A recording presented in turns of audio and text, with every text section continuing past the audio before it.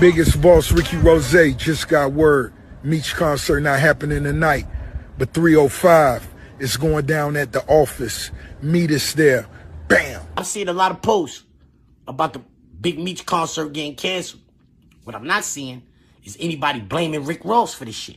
Nobody is saying, yo, Rick Ross, it's your fault. So I'm gonna do it. Yo, Rick Ross, this shit is your fault. You the reason why Big Meech is going through this shit out here right now, you heard? Because when we was on the internet talking about the Cuffy case and all that, nobody even really gave a fuck. But now 50 talking about that shit, and everybody listening. Everybody listening, you heard? So, I just want to say, or I want to ask you, did you think that shit was a good idea in hindsight? Do you think it was a good idea to be in the video with me talking about Sexy Red? Sexy Red.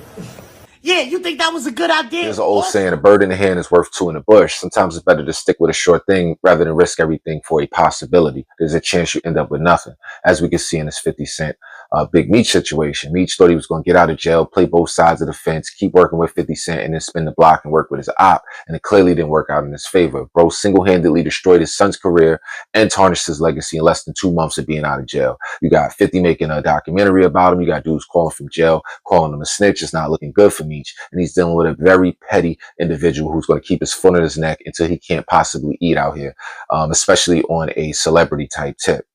All he had to do was just come out of jail and be grateful for the opportunity that this man presented for him and his son. But instead, he was spiteful. And you would say, why is he spiteful of the guy that helped out his family? Because sometimes people who were in a position of power, they can't stand being under somebody. And they secretly despise you because they feel like you are who they should have been and you are in their spot. And subconsciously, they spit in your face and they do everything to disrespect you. And him doing this, it didn't hurt 50 Cent. The only one he hurt was his own family.